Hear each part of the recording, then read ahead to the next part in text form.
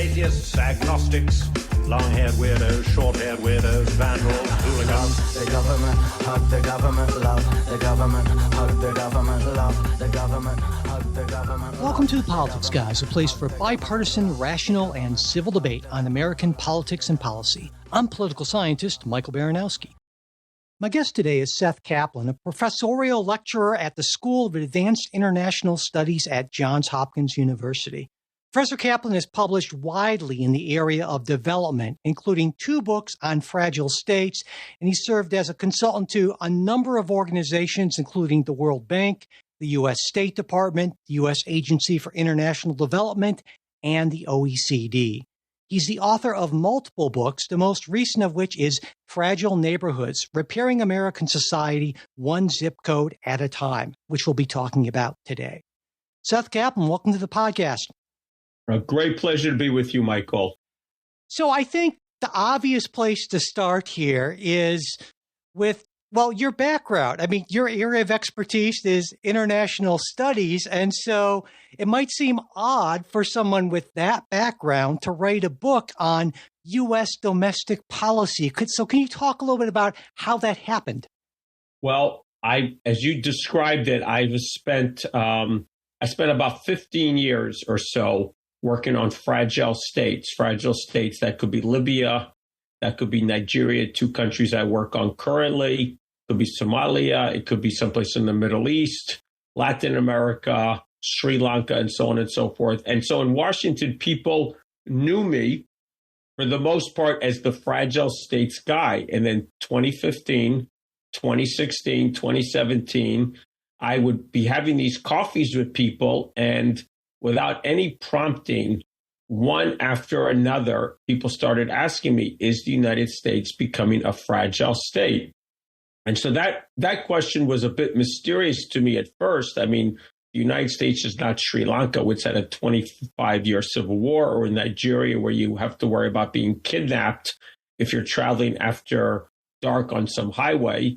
But I took it as a serious question when it happened for the 6th or 7th time. And I took to exploring the United States. And my entry point for that would be the same entry point I take when I go to these fragile states. I think if you look at many countries, one thing that will stand out to you, yes, there's differences in policy. Yes, there's differences in leadership. But ultimately, to me, it's the nature of social dynamics and relationships that matter most. So when I took this journey to understand America, I started with relationships, and that took me to where I am now with this book and this research. And I always like to start by thinking about key terms and defining those in good, social scientific fashion. So can you explain what you mean by a fragile neighborhood? So imagine all neighborhoods exist on a continuum or a spectrum, if you want to think about it in a more academic manner, or even practically, we have neighborhoods. And on one side, you would have very resilient, very robust, very dynamic, lots of institutions, lots of cooperation, lots of trust, lots of people volunteering and engaged in civic activities, supporting each other. And again, most importantly for me, lots of strong institutions. A fragile neighborhood is the opposite. There's very little trust. There's very little cooperation. Institutions, from marriage, family, to churches, to nonprofits, to whatever, even businesses, they tend to be much fewer. They tend to be less robust. They tend to be not supportive of other institutions or players. And what you have is you have people who are more stressful. You have people who are less connected to opportunity. You have people who are more vulnerable, more at risk. When you're in a robust or dynamic neighborhood, there's this support system that surrounds you in the society and helps support you when you have a trouble and uplifts you when you want to go someplace. In a fragile neighborhood, that support system is very weak and sometimes non-existent. and therefore you're much more at risk and vulnerable. And in the book, you make this distinction between economic poverty and social poverty, which I think is really important because I feel like a lot of people would just naturally assume that, well, if you have economic poverty, you're going to have social poverty. That kind of economic poverty drives social poverty. But the relationship isn't quite that simple, is it?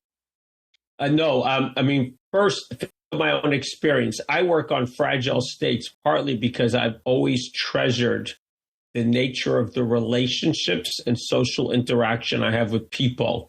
I find people hospitable, welcoming, supportive, kind. And you see that at the local level over and over again, even in the most politically dysfunctional, economically poor places. And it's not always the case, but I often feel those places are very socially rich, even if economically poor. And then you can easily think of some American neighborhoods or American places, they're not really neighborhoods, where everyone has a big house, everyone has lots of technology and maybe whatever number of cars, and yet nobody knows each other. No one's willing to, if you knocked on the door and you had a problem, they probably could care less and they tell you to get lost. And so it's that would be what I would call materially well-off, socially poor place. And so these things are very different. And I think when we look at our country today, I mean, clearly, if you're a poor place and you're socially poor and economically poor, you have great hurdles and obstacles to overcome. But there are poor places in America. Think of the Amish. Think of some recent immigrant neighborhoods where there might be a lot of cohesion, a lot of social support, even if people are not doing economically well. And on the other hand, as I mentioned, you have places that are economically fine, but they're very isolating, and they're leaving those people who live in those places, even if they have their phones and they can use an app or they have money in the bank, they're more lonely, they're more disconnected, they're probably more alienated and more stressful. And so we need to think about these things differently, and we need to tackle these challenges differently. So essentially, we have kind of a fourfold typology, right? You have social, economic, poverty, or wealth, kind of in between on that spectrum. And the worst would be obviously economically and socially poor, but you can be economically rich and in social poverty. And yes, I haven't thought of it that way, but that's very nicely said, Michael. I love a good typology, but yes, I wish we could draw one here on the screen, but we'll take it from your words to people's ears. Absolutely. So how big of a problem is this in the United States? And I guess what sort of indicators do you look to kind of be able to conceptualize, measure this kind of thing?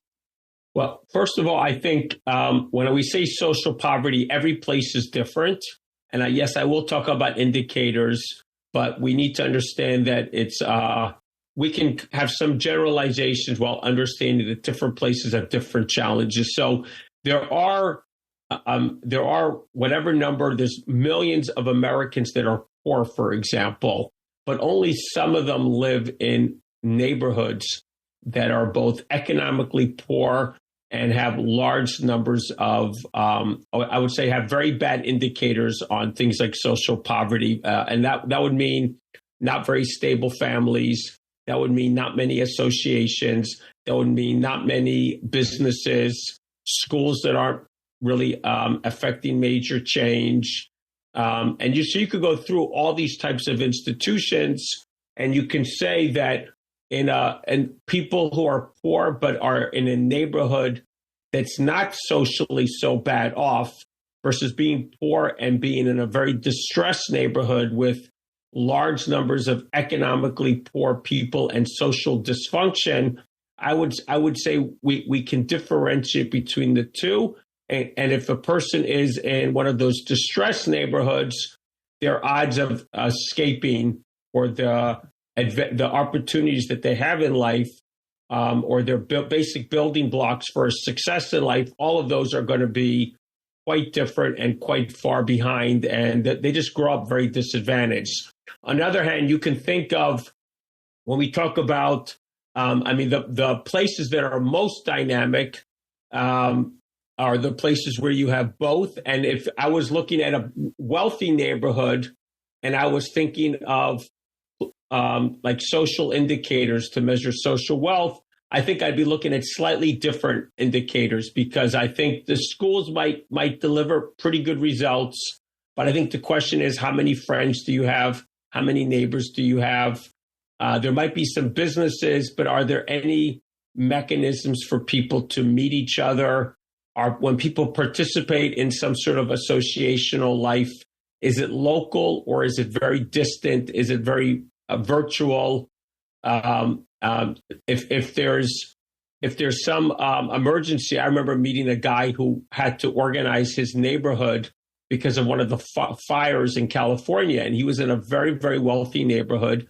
And before the fire came, he basically did not know anyone in his neighborhood. So that neighborhood was very socially poor, and partly because of that, they had done very little preparation and very little discussion among themselves what to do. After the fact, of course, people were very organized and they were much more prepared. But you just get it when you identify the relationship between people, the relationship or the strength of local institutions, you begin to get a hold in all of these cases for how socially well off. I'm a big believer in institutions matter. And so we're looking at very local institutions, some of them informal, like interfamily networks, interfamily support systems. Some of them may never be registered. And the more you're able to identify these and measure these, the better sense you have of how socially well off a neighborhood is. So what do you think is driving the increase in social poverty in the United States? What are the factors that you think are most important here?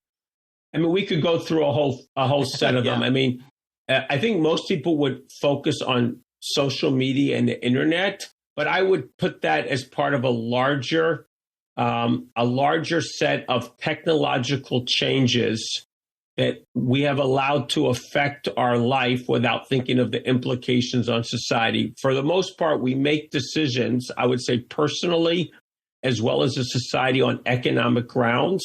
And there's a lot of justification because those are easy to measure. And one indicator of well-being is income and GDP. But for the most part, we don't think very hard about implications for society or our own personal relationship health when we make choices. So what you end up having is we haven't considered when we've introduced technology, and I'll just run through a whole set. So you have a picture of the car and the fact that we've moved from place-based institutions to very much a car-based society has had a large impact. I mean, we could have offset that by designing the physical landscape, but because we built the physical landscape, I mean, it used to be people would build beautiful neighborhoods. Now I often feel, partly because I have foreign eyes from all my time overseas, is that we've built beautiful highways in America and we have not built beautiful neighborhoods. We have beautiful houses, but we don't have beautiful neighborhoods. So it tends to be that the physical landscape post-World War II, because of the car, because of some of the choices we've made as a society, is that you live in a place where there's beautiful house, and nothing connects them. So it's the physical landscape driven by the car, but also our choices.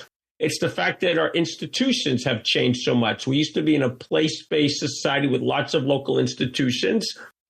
Now we've evolved to a network society, which is very dynamic. Anyone who belongs to the right school, the right neighborhood, the right company, whatever it is, they have the right set of people in their network. They can thrive.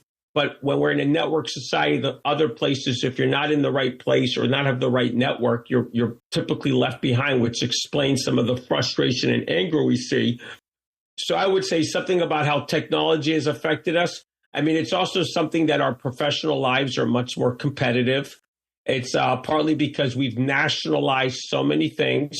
I mean, when government was more decentralized and when the nonprofit and social institutions or associations we belong to were local, everybody could join Everybody could play a leadership role. Everybody felt like they had a stake in society because they had a stake in something they could actually make better. When we nationalize everything, companies are national, shopping is not local, shopping is far away, but it's part of a national chain, and so on and so forth.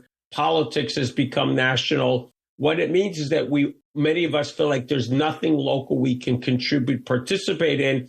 Besides the fact that we're more lonely, we feel our lives have less value. We tend to be more mistrustful and alienated. So it's really the nationalization, the change in shopping, the change in work patterns, this whole tendency to outsource. It used to be that we cared for each other.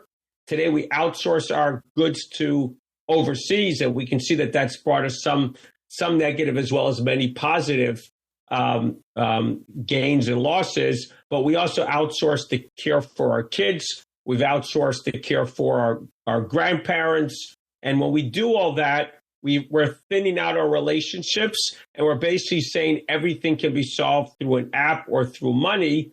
And I think it makes our lives more efficient, but it basically means that we don't depend on anyone around us. And the contrast to what it means when you live in a thriving neighborhood, and I could talk about my neighborhood if you wanted to, which is thriving, full of relationships, is you're alone. And if you can figure it out alone, great. But a lot of us do better off when we have a strong support system. That sounds a lot like in the book, you talk about what you call sideways approaches to helping fragile neighborhoods, as opposed to that kind of top-down method that I think is far more prevalent in American public policy. And that's sort of what you're getting at here, right? Yes. People think of change mostly in two ways. They think some local hero steps up and miraculously changes something, which is very bottom up. And then they think top down that if we have a problem, we're going to look for a policy solution. One of the things I find often very odd, I live in Washington. I know a lot of people at think tanks. I know a lot of people who worry about the future of the country, and they're thinking, what can we do about it? And they almost only think on the role of government and the role of policy. And I'm thinking most people, policies matter, policies have impact, but we don't think very much about something different than that. We don't think about society action. So when I say horizontal, I really mean two things. I mean, within a place, the relationships within a place. That's a horizontal way of thinking. How strong are the relationships and the institutions bringing people together within a place and then between places? So there's a within and there's, I would call it local and interlocal, if you want to get a little more technical, but local is within your neighborhood and then between neighborhoods. You can think of this as bonding and bridging social capital. And then when we think of change in a more national or a more regional manner, it's across all these neighborhoods. The country is full of hundreds of thousands of neighborhoods, and people, wherever they live, a lot of what they experience in America depends upon where they live, because just as an example, the average lifespan in America, there's a gap of 40 years depending upon which neighborhood you live in. It could be in the mid-90s or it could be in the mid-50s. That's somewhat extreme. Mostly it's 20, 25-year gap, but that's determined based upon where you live. So how we experience life, how we feel life is very place-based. And if we want to think of change, I don't think there's a policy that can affect. There's some policies that can affect, but a lot of it is action horizontally within a place and across all these places. In the book, you spend a lot of time looking at kind of profiling, I believe it's 5 really kind of different approaches to working in fragile neighborhoods to improve them. And many of them are strictly kind of in the neighborhood, but there's one, the faith-based one I'm thinking about with marriages that's kind of communio. Yeah, exactly. So can you talk a little bit about, well, I guess in a way, normally I would say, well, tell me what these programs have in common. But it occurs to me that part of your argument is that there wouldn't necessarily be sort of a common template, that you'd have to sort of design it based on the particular community, right? Well, first, let me say that I did very systematically choose these five. I basically did research on what were the factors of success in a neighborhood, and there's a decent body of research that can tell you how strong or how robust versus how fragile a neighborhood is. There's scholars like Rod Chetty, a guy named wrote a great book on Chicago. Sampson. Professor Sampson from Harvard. So there are, Robert Sampson, I believe. And there's also practical organizations that work in lots of neighborhoods, like purpose-built communities, which I also profile. And so you can go through this data, you can find out what are the determinants of a successful place. And then what I look for institutions that matter, because that's basically what you find out. What about institutions? That's because I think that's real. I'm thinking about relationship institutions, and I have one example more about the built environment. And so I look at 5 entry points, and of course, every neighborhood is different, and whatever these do would have to be adapted. But I thought those would give us 5 entry points, 5 viewpoints about the key question is, how do you improve relationships at scale in a particular neighborhood? That is the key question. How do you improve relationships at scale within a particular neighborhood with these 5 entry points chosen based upon the data? And then I looked at all of them. So I can just give an example of Communio. Communio is run by an incredible man. Everybody calls him JP DeGance, a man who had a personal story in which he has a lot of kids, and then one day his sister marriage broke up, and got a phone call and said, "I need help. Who's going to take care of my kids?" She basically had to go and spend time in therapy. She was not doing very well, and so immediately his wife and him, more his wife because his wife was braver, let's put it that way, says, "We're going to take your 4 kids," and somehow he was able to support those kids. And he saw the importance of his church community to supporting him and his wife and their family. And so what he did was he was doing policy work like a lot of people in Washington. And he said, this is not as impactful as me being a social entrepreneur. And all 5 of my profiles are of social entrepreneurs, and me starting some organization that can address this problem of marriage, basically. So I look at marriage, I look at community, I look at interfamily dynamics, I look at school, and then I look at the more built environment. So he's one of the 5, and he started this incredible organization that marries basically. I mean, again, it's an outgrowth of years and years of his own research and testing different things. But his organization marries the modern and the traditional, which I think is very unusual and something we should all learn from. Uses modern marketing techniques, analyzing data, and finding the best ways to reach people, identify the best need or the most important need in a specific neighborhood. And he partners with churches. And these churches say they care about relationships, say they care about improving marriages and families. But actually, if you look at their daily work, they don't do very much of it, or they do it in a very limited fashion. So he's basically stepping up and say, I can give you data, I can give you tools, I can give you even a data dashboard, and I can help you make this a key mission of your church. And he's getting lots of churches very enthusiastic about this. It's a way for them to be very engaged locally in their communities and to make a difference in a way that that their creed says they should be doing, but previously they didn't know maybe how, or they weren't allocating resources. And he's providing all this information, and it's actually a great case study for any social entrepreneur. I mean, there's so much to learn from him because he's always also adapting, incrementally improving. And so, so I have 5 of those. Thank you. Yeah, they were all interesting to me. That one, I don't know, because I'm something of a data geek, that one sort of caught my attention more than... Yeah, you're a data geek. I see that. So there was a passage in the book that really struck me. I want to read it. You write, a real community requires commitment to a certain social order, a certain set of institutions and norms, and usually to a certain place. And that commitment, by definition, must constrain some of our individual choices. And when I read that, it seemed to me that you were saying, at least in part, that in addition to these communities being place-based and local and that, but there's an element that they almost sort of require that people can't just easily opt out of them. And I wondered if I'm interpreting that correctly. And if I am, that suggests there's kind of a tension, right, between sort of American belief in individual liberty and choice and what these organizations, successful organizations, need. Can you talk about that a little bit? Yes, that's a great question, Michael. So first of all, I'm not suggesting anything about constraining someone's ability to move or escape if they're not happy where they are. That's not what we're talking about. But I would say you're correct. There is a tension.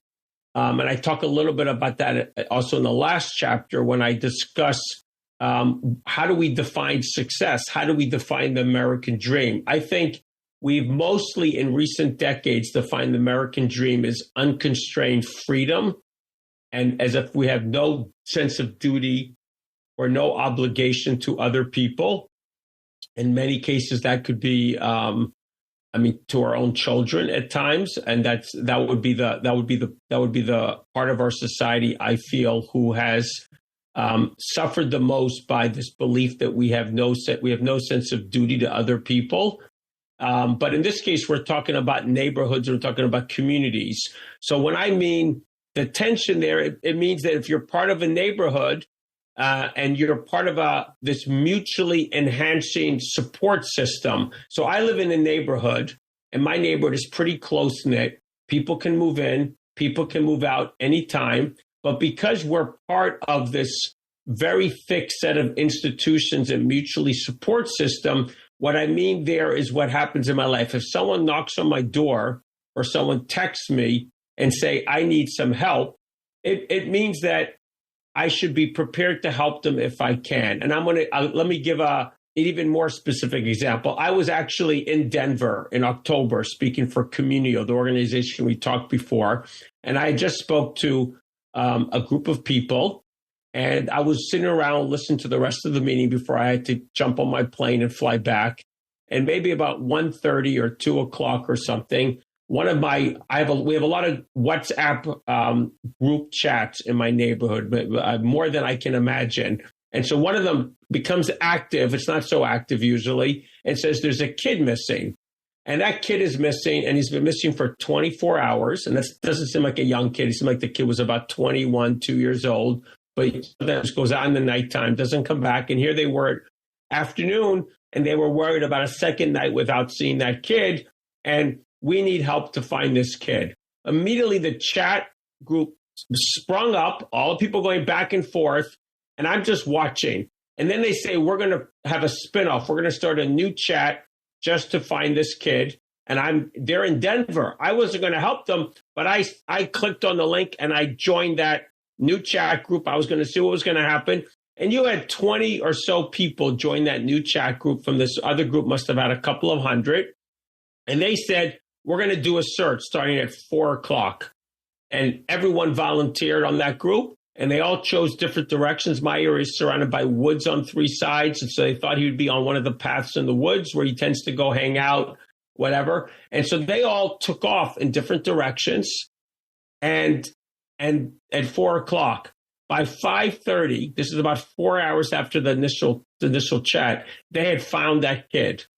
And then people were asking, I need to get back home. Can somebody pick me up? I've walked all the way down here. I've walked all the way down there. And so this whole thing took about 4 hours. And when you're in a community, it's not about restricting your ability to come or go. It's about a sense that you have some obligation to help other people when you can. Again, out of the 200 people or something like that on that chat, only 20 volunteered. But the fact is, there were 20 who are willing to volunteer to help a neighbor on a moment's notice. And that's the type of thing I see every day, over and over and over again. Someone needs something. My wife went away to New York to take care of her mother. I needed help with the carpool. I had 4 different volunteers, 2 mornings, 2 afternoons, substitute for us to help my kids get back and forth to school.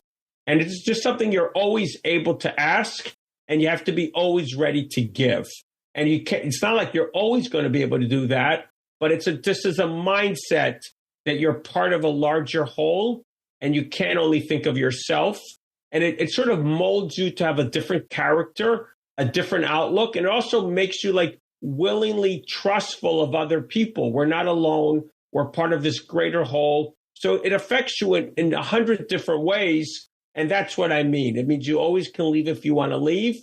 But if you're here, you just can't be a taker. You have to be a giver. And the more you give, the more people are going to appreciate your presence. And it just becomes a joyful experience to be part of that. It occurs to me that in the past, certainly people, you could do this partly through pre-existing institutions. Churches pop up. I think that's the one that pops into my head most immediately. But also, as you talked about before, just the physical construction of neighborhoods make that easier. Physical construction, yes. Churches, I would say schools. Okay. Schools are the best secular incubator of relationships. So I guess my big question is, how does this happen? How do you get the buy-in from the people to create these networks? It seems pretty clear you can't just drop in some template from the federal level and throw money at the problem. That's not going to create these sort of robust institutions. So how do you go from where we're at in so many neighborhoods that aren't like your neighborhood to create something that is, robust and resilient? And what have you found in your research on this?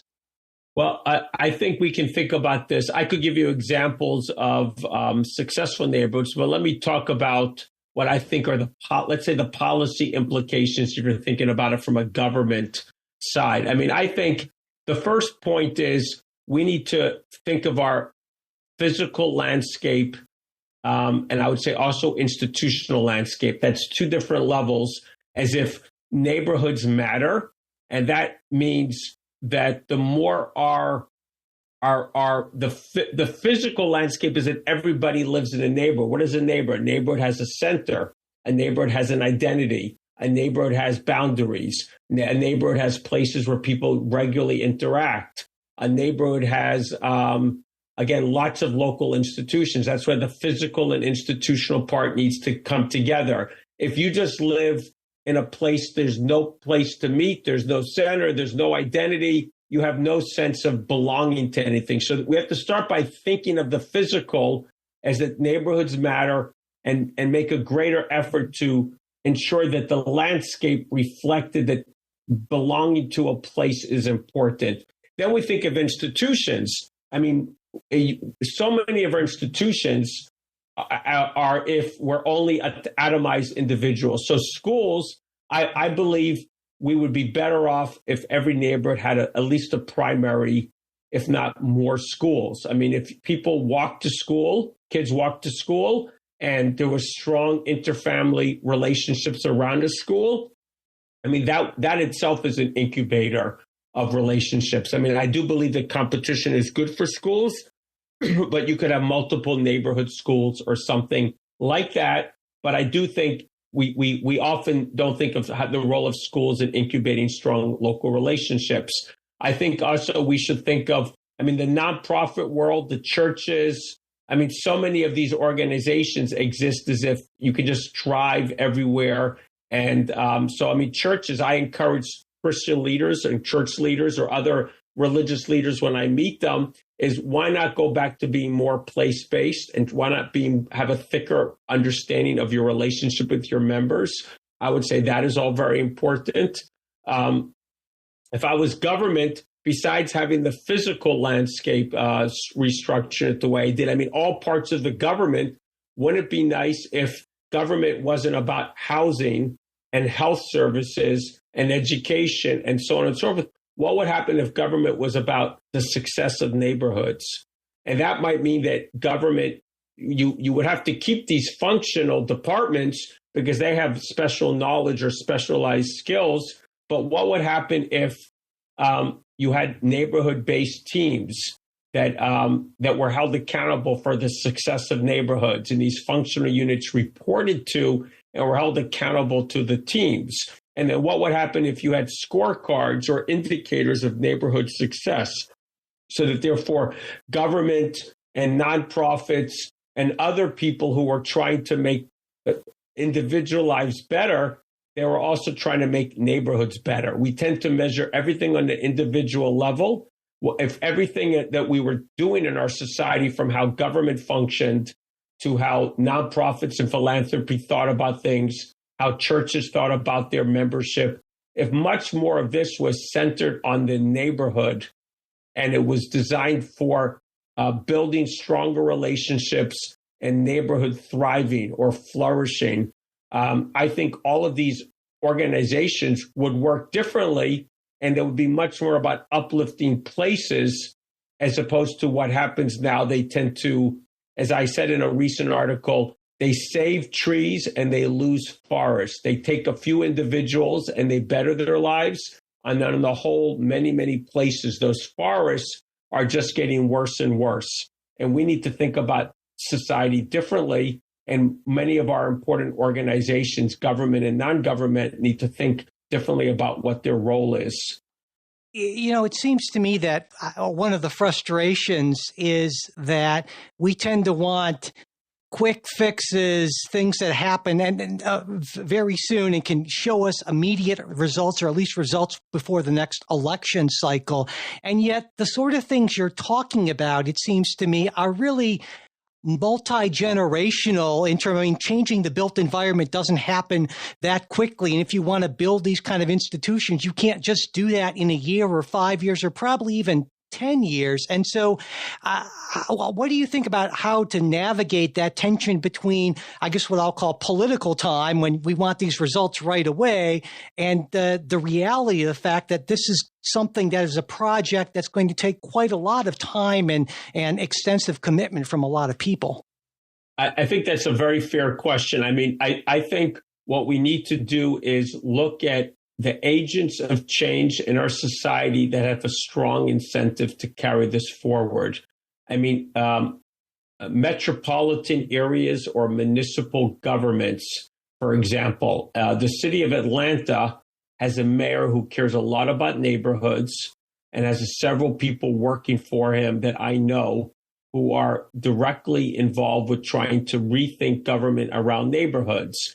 Now, I couldn't speak to you about the details of the work because I'm not following it day to day, but I hear them talking about trying to create a mechanism where all these different siloed government departments began to flow together around neighborhoods, trying to integrate the money such that it could be organized and invested more strategically to ensure success at the neighborhood level. So there are political leaders, and I think at municipal level, this is certainly a very good entry point. I think of our healthcare system, and I don't think anyone has such a clear incentive, but if you look at us as a country, I mean, our healthcare spending goes up, and it's all about addressing problems after they occur as opposed to preventing problems. So, I mean, again, it's hard to imagine it, but I could certainly think of a state, and I've had conversations with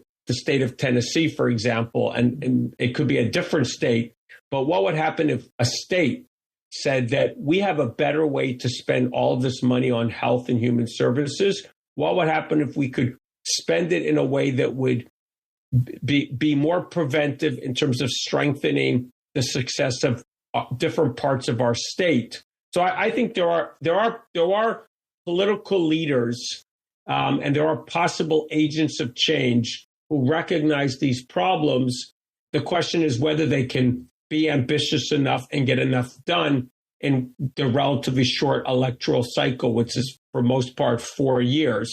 I mean, I think for other people in our society, I mean, anybody who runs an organization that's not governmental, if you're a philanthropy, if you're a nonprofit, I think that is something that could, in a relatively short period of time, there's a relatively small number of major philanthropists who care about neighborhoods in place. I mean, there are some community foundations, but in terms of the national foundations, there's significantly less than 10. There's maybe about half a dozen who see this kind of work as important. And so if a listener was listening to this and said, I'm involved with the philanthropy, or I'm involved in some nonprofit, what would happen if we rethought our mission and we made it much more neighborhood centric? I think those are actors that could make a significant difference. If you're a civic leader or a social leader or a neighborhood leader, I certainly think you could make a difference. Think about setting up a neighborhood quarterback, if that's what's needed in your neighborhood. Think about setting up some sort of neighborhood network. I mean, I don't profile it, but there's some examples in Edmonton and in Shreveport and a few other places, and I could certainly explain that if anybody wanted to. People just set up a set of block connectors and neighborhood connectors to bring people together. I mean, again, you could bring local leaders together and try to create some platform of bringing people together. You could bring several neighbors together and say, what do we need to do to activate and bring people together, improve our neighborhood?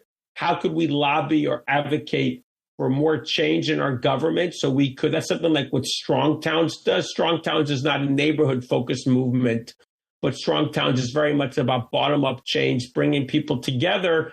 They're more like new urbanism, which I think a part of what I'm recommending here is something like new urbanism.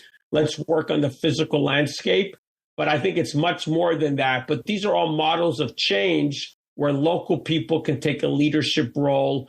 But I think state leaders, I think government, city, urban leaders, there's many ways people can approach our society and approach our challenges in a more preventive and a more relationship-oriented ways. Remember, our health as a society and our health as individuals is so dependent upon relationships, and these very much depend upon place. The more we think of things in those ways, I think the more successful we will be locally and nationally over time.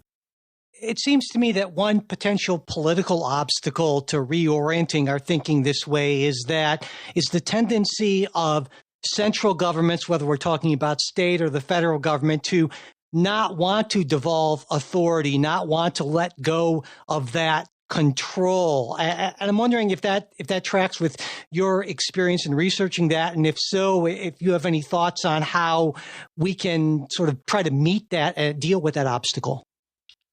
Well, I think it's true. Again, think of the incentives. Whoever's in power says that I want to centralize, and whoever's in opposition always says we want to decentralize. So we often talk about states' rights. It seems that the party out of office often cures most of states' rights. And the party in office, I mean, you can just choose whichever party is in opposition and they're fighting for states' rights. So I find that all very hypocritical, to be honest. I mean, we even see it at the state level. We talk about states' rights, and then when we get to the state level, they don't want to decentralize down. And so there's tension in all that. It is true in our federal system that the states have have a special authority because we're a federalist country, and sub-state structures do not have the same standing in our Constitution. So there is some of that there. But I would say in general, I think the over-nationalization, I want to use that term, not over-centralization, over-nationalization of so much of our lives and about government spending in particular explains some of the problems. I'm a believer that you need to have neighborhood teams that are held accountable for the success of neighborhoods. You have that at some level at the town level. Doesn't always work, of course, but in big metropolises, much better if not only was government structured around these teams, but a significant amount of resources was devolved to these teams, and they were held accountable on place-based results. I think this is a very different way of thinking than we have developed in our country. Everything is very individualistic, and everything tends to be somewhat distant. I mean, even in a big city, government seems so distant from what is happening locally. So the more we're able to empower locals, give them a chance to plan, give them a chance to organize, give them a chance to decide. And there's a few governments. Seattle worked on some of this for some period of time. I'm not quite sure whether they're following up with it, but you can find examples of this in pockets. But for the most part, I just think government seems so distant for people. And that's one of the reasons why people feel very mistrustful of government. I think the more government was felt to be something I could influence, something I could cooperate with, collaborate with, something I could partner with. And that part of that is money and part of that is power, getting closer to where people live. Yeah. I think that also maybe helps to address issues with lack of trust in government and legitimacy and those things, which are pretty clear problems in American society today as well. Yes. I mean, I think we need to think about how does the average American experience life? It once was that there was a lot of associations. I mean, this is de Tocqueville, but it goes all the way through Putnam. Robert Putnam says it peaks in 1964. So roughly, we're talking about changes over two generations.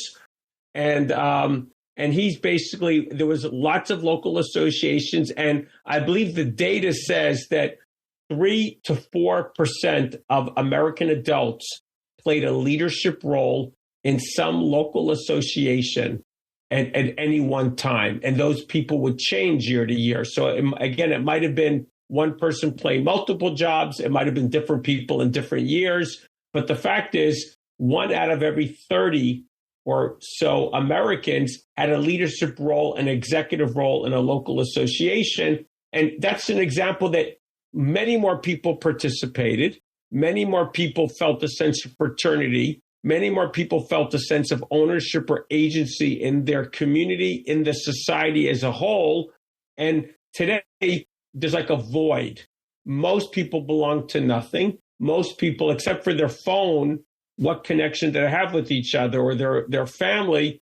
And so they feel, I would say, much more that things are being done to them than they're able to do something. So again, there's no agency, there's no ownership, and that explains the mistrust. So the more we're able to make our country one of local institutions and local authority, public authority, government that we can influence and participate in, I think that is the only way to return a sense of what we've lost. We can't go back. We have to find new ways forward. But this idea that we have a stake in our local institutions and our government, that we have to find better ways to achieve that.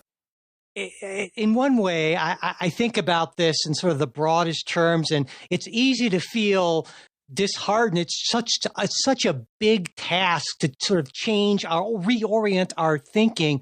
But it does seem to me that there are reasons to be optimistic. At least I hope they are. And I want to close on an optimistic note by asking you, when you look at this situation of fragile neighborhoods in the United States, what gives you the most cause for optimism? I can give you a few points. One is there's certainly a group of people that I personally have met in this journey. Let's call this writing a book is like a journey. And now we're building on the book and trying to create a larger movement around these ideas. It's a journey. And I've met a lot of people. And so I would say hope, I would say one pillar of hope is that there are a group of people who agree with this premise and are working very hard to make it much more foundation about how we think about society. I mean, I can give some of the examples are in the book, some of them are not. But the idea that neighborhoods matter and that every American deserves to live in a flourishing neighborhood, and that our society will only be successful when it's a society based on lots and lots of flourishing neighborhoods where every American is in one, flourishing society built on flourishing neighborhoods. I think that premise is accepted by a significant number of people. It's not critical mass. It has a long way to grow. It has a long way to amplify its voice, but there is that. That's one thing. I would say a second strand of hope, I'll give you three. A second strand of hope is that there are some public officials, I mentioned Atlanta in particular, who are understanding that that this can be a great vehicle for change to achieve other outcomes. Problems like inequality problems like racial inequality in particular this is one of the best avenues to address change. If you think about some of the neighborhood-based spatial inequalities are the product of redlining, the only way to address them is to ensure that those purposely underinvested in neighborhoods thrive in whatever form that may take, thrive, and we're well connected to other dynamic parts of the city. So I would say at the city level, you could see that this could be, but there are examples. What we really need is a city and a state that would take this up as a model. And so I think we can see some of that. Will it go far enough? Will it have the right time horizon? We have to see. So that's the second strand. I would say the last strand is that, from my experience, neighborhoods matter can be very bipartisan. The left and right uses different languages. Literally, when I speak to people on the left and people on the right, I have to be very careful what I'm saying, because it's almost like I need to say different things to different people at times. But they both get the point that place neighborhood matters. I think that for the left, it's about inequality is very important to it. And I think for the right, this idea that you have places with great social isolation, and you have places with some sort of social poverty. The idea of social poverty or some sort of social dysfunction and a decay of institutions matters very much to the right, and the left is very much about inequality. So these are different conversations, but the idea that neighborhoods matter and that we as a society could do much more to help neighborhoods thrive, rich and poor, I think the left and right both can get behind this if it has the right spokespeople and it's promoted in the right language that can be seen as this is a nonpartisan. This is, in my language, it'd be pre-political, but maybe we have to think of it as something that can be bipartisan. But it's really an issue that both can agree on if it's presented in the right way. So those would be my three strands of hope. Well, that's I like having multiple strands of hope. And on that optimistic note, we'll close. Again, the book is Fragile Neighborhoods. It's a fantastic book. I encourage people to check it out. And Seth Kaplan, thank you so much for taking the time to talk with me today. Thank you. It's a great pleasure, Michael. Thanks for listening to this Politics Guys interview. If you're not already a supporter of the show, I hope you'll consider becoming one, because without our supporters, we wouldn't be able to do this. And when you become a supporter, you get not just that warm, fuzzy feeling, knowing that you're supporting a good cause. I like to think we're a good cause, but you also get stuff like ad-free versions of everything we put out. You get our supporter exclusive midweek show, the full length of that, not just the preview. And you also get to be part of our Discord group if you want. And there's always some interesting conversations going on there. At the $10 a month level or more, you get to actually be part of the episodes Jay and I do, if that's something you're interested in. So there's a lot of stuff, is what I am saying. And I hope you'll consider checking it out. And to do that, just go to patreon.com/politicsguys. If you want to support us on Venmo, we're at Politics Guys. You can also support the show through PayPal. And all of our support links are always in the show notes, as well as at politicsguys.com/support. And as always, I want to close with a very special thank you to our wonderful executive producers, Bruce Johnson, Wilma Moreno, Andra Masker, Daniel Toe, Ryan Beasley, and Don Oglesby.